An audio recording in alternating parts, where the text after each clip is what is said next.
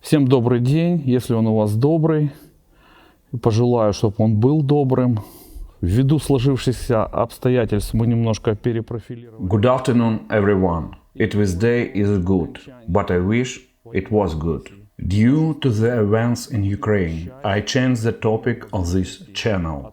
And until the end of the military aggression on my country, I will broadcast about that is happening here, to the best of my ability. I will not do a summary from the fronts. Journalists do it well. I will talk about ordinary people. How do they live in a war? Today I will introduce you to a man who has spent 8 days in the basement. Almost all this time, his house was bombed and shot from cannons. This happened in Irpen, border of the city of Irpen and Bucha. He survived. He felt that Russian aggression is. He did not want to show his face. I think you will understand him. And he asked me not to give his name. По понятным причинам он решил не показывать свое лицо, он попросил не называть его имени. Believe me, no one is cheating.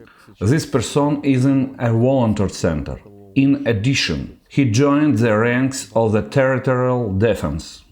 I took a short interview with him. He told that happened to him during the 8 days while he was in Bucha and Irpen. Действий в Буче и в Ирпене находился именно там. My friends, I'm going to introduce you to someone, but I will not say his name. He sat for 8 days under attack in Bucha. Then, with some difficulty, he was able to live there because the promised green corridors were not as green as promised. So I'm just going to ask him a few questions. So you were confronted with the war in your home. You're from Bucha, correct? Well, yes, from Irpen. Apologies, you're from Irpen. Yes. So this is a city bordering with Bucha. Yes, we border with Bucha. And you were there for the first attacks? Yes, I was there for the first attacks, when in the evening all communication was cut off, and immediately in the morning there were severe attacks. They were firing and bombing without any breaks on civilian homes. They were firing on our troops. It was very inhumane. Debris rained on us. They were firing on innocent people without any remorse, and they didn't stop until they were able to enter the town with their technology. I understand that this all started coming in from the position in Hostomel. Yes, they came from Hostomel, then they came to Bucha, then they went to Vorsek, then from Vorsek they went to Rubashovka, then there was Bucha, and then they came to Irpen. From what I understand, since day one, our people had to go into the basements. Yes, people were hiding in basements. There wasn't enough food because we were cut off from all supplies. Then when they started to enter the city, the lights was cut off. Then there was no water. Then there was no communication with the outside world. We were just sitting in basements with any leftover food that we had. Tell me please, it's my understanding that everyone there was civilians, peaceful people. There was no soldiers, no police, just ordinary peaceful people. Yes, we were all peaceful civilians, just ordinary people trying to protect our homes without any weapons. So you were still there when the Russians entered the town? Yes, I was there when the Russians entered our town. On the outskirts of our town, where they came in, there were 5 civilian homes and private buildings. They entered the town in the morning, immediately after having bombings, and then they started throwing grenades down into the basements where people were hiding. Thank God they were not able to get everyone. There was some that were killed or injured. So this was called a cleansing. Yes, a cleansing. They weren't asking who was there or what was down there. They simply opened the basements, threw the grenades, and kept going. Anyone outside on the street was immediately shot. So you're saying that they threw grenades? Yes, they threw grenades directly into the basements. So are you saying that there were instances where they simply shot innocent people? Yes, without any provocation. Yes, without any provocation or reason. Also on our television, they are saying that Russian soldiers were destroying people's belongings, destroying cars, slashing tires. After they entered the town and cleansed the basements, they began to enter every home, and break down the doors of homes and apartments that didn't open the door for them. They would come into the home and take all personal belongings, everything they could, shoes, jewelry, everything they can get their hands on. So they were looting. Yes, they were looting, that is correct. Tell me please, I heard this and many people don't believe it. Many people in the West don't believe it still. Even our partners that are helping us are saying that this can't be true. But were there situations where there were green corridors open and there were instances where innocent civilians were being shot on those green corridors without any reason? Yes, I have seen this with my own eyes. They announced the green corridor from Bucha through our district. There were civilian cars driving down the green corridor and then they just opened fire on the cars. And the cars had to turn around and go back. So people simply couldn't get out. Yes, people couldn't leave. How did you get out? Did you walk? Yes, I walked. I spent 8 days in the basement while they were bringing people out to the streets to shoot them. All the men that were left in the houses, they would bring them out to the side of the house and shoot them. I was also walked out to be shot, but I was lucky. I was able to stay alive. So they would undress you. Yes, they would undress us. What were they looking for? They were looking for tattoos and weapons. They were searching for nationalists. Who knows? We didn't understand what they were looking for. Didn't they hear you speak Russian? It means nothing to them.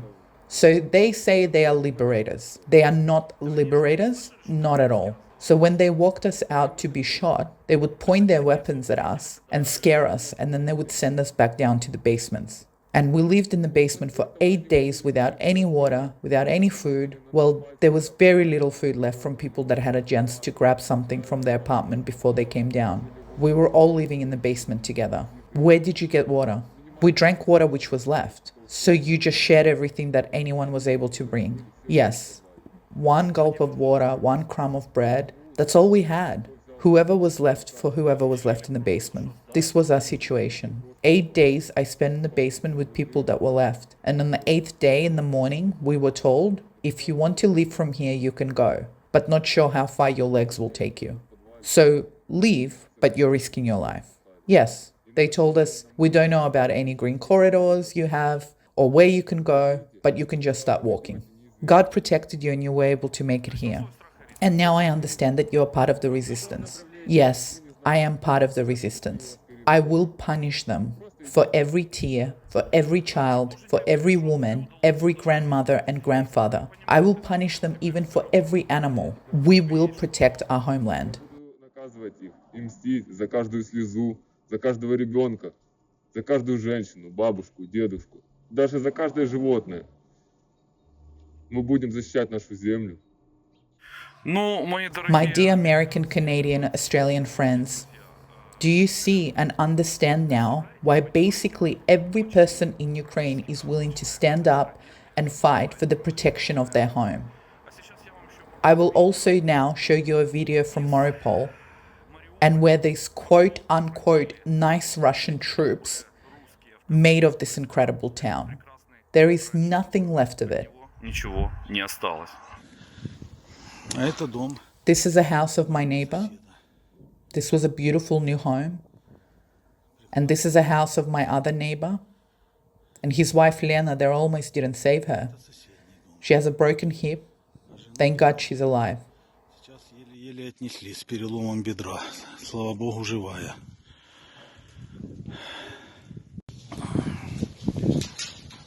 Путин, мразь. Это твоя... Putin, you piece of dirt. This is your special operation, you piece of shit. I hope you're cursed for eternity. This is my home. Look what you did to it. Look at the home of my neighbors and what you did to it. And look at the home of my other neighbor and what you did to it. The other.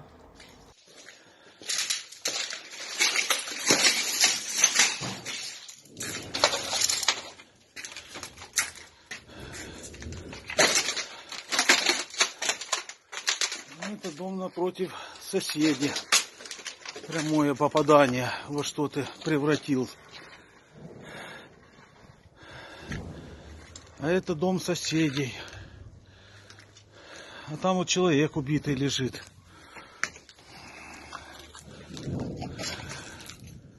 Тварь. Ненавижу. Neighbor and his home. There's a man that you killed that lies there. You dirt, I hate you. Look at what your planes and what your army did. I curse you for centuries. This was my street. This is my street. Это моя улица Ливаневского. И я хочу добавить, And I would like to add, the corpses that were left in our homes, they were laying everywhere, on the sidewalk, on the streets. Some people they shot were just thrown in holes. We said to them, please let us bury them. This is not Christian. Let us at least cover and bury them. On the fourth day, they let us dig a big hole. We started digging the hole in the forest, and they started shooting at us. We asked them, what are you doing? Why are you shooting at us? And they said, we're just testing our weapons. These are the self-proclaimed liberators. For anyone that tried to just somehow justify what Russia is doing, I would like to ask you, will you continue to justify them?